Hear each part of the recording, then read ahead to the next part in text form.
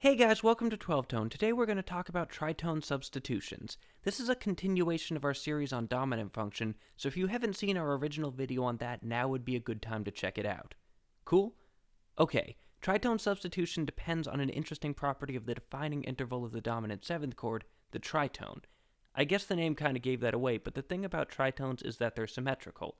D up to A flat is a tritone, and so is A flat up to D. This leads to an interesting consequence. Once you take out enharmonics, there are actually only 6 unique tritones. But there's 12 unique dominant seventh chords, each with a tritone in it, so what's going on? Basically, what's going on is sharing. Each tritone is a part of 2 different dominant seventh chords. For instance, let's look at A7. That's A, C sharp, E, and G, and we expect it to resolve to a D chord. Now let's look at E flat 7. That's E flat, G, B flat, D flat, and we expect it to go to A flat. These chords both have G as part of their tritone. In A7 it's the 7th, and in E flat 7 it's the 3rd. The other part at a glance looks different though. A7 has a C sharp as its 3rd, whereas E flat 7th is a D flat.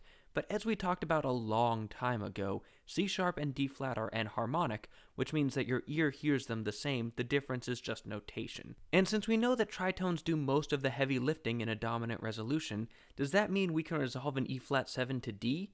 You bet it does. Here, listen. Your tritone resolves exactly the same as it would in an A7, but instead of a 5-1 root movement, your bass just drops down a half step. This trades a little bit of the acoustic power that comes from movement by perfect fifth in exchange for an incredibly smooth, velvety bass line. It creates a strong sense of cadence without being quite so generic. Of course, tritone substitutions can be used in the secondary dominant capacity as well.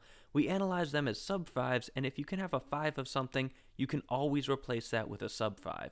It works basically the same as regular secondary dominants, you're just substituting the other dominant chord with the same tritone. 2 5s, which we talked about in our secondary function video, also work great with tritone substitution. There's a couple ways to do this. You could use the 2 that's associated with a substituted chord like this, but that chord is pretty far outside the key. More commonly, you see what's known as a chromatic 2-5, where you still use the regular 2 of the target chord and the bass line just moves in half steps, like this. I've also had some success using chromatic 2-5s to set up regular dominant resolutions like this, but that's not really standard. It's a nice tool though, and if you like the way it sounds, feel free to use it. As with a lot of things, tritone substitutions trace their roots back to classical composition and 4-part writing. However, they looked a little different back then. One of the rules of classical common practice was that chromatically altered notes have to resolve in the direction of their alteration. So if you were playing in G and saw an A flat, that couldn't go up to A, it had to resolve down to G. This makes reading easier because you have fewer unnecessary natural signs, and it also matters to unfretted instruments like violins because some players will play a G sharp and an A flat with slightly different intonations. So back in the day, because the flat 7 of a tritone substitution resolves up, it had to be notated as an augmented 6th. Also, at the time, these were pretty much limited to being sub-5s of 5. They hadn't been generalized yet. There's 3 different types of augmented 6th chords. They all look pretty similar. They've got a root, a 3rd, and a sharp 6, but the question is what you do with that 4th note. The most obvious thing to do would be to put it on the 5th. This creates what's known as a German augmented 6th. The problem with this is that because chromatic notes have to resolve in the direction of their alteration, that 5 has to move down a half step to the 5 of the target chord, which, combined with the root movement, violates one of the most important rules of 4-part writing. You can't have parallel fifths. This problem was often just ignored, and an exception was made for this particular resolution, but a couple other types of augmented 6th chords popped up to fix this in other ways. The next most obvious is what's known as the Italian augmented 6th. This is a blunt approach to the issue.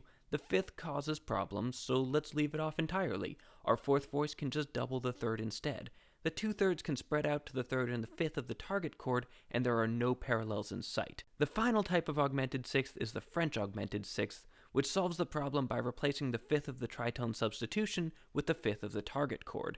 This means that the tritone sub is using a flat 5 or sharp 4 instead of a regular 5th, but it gets to stay in the same place during the resolution, which again avoids parallels.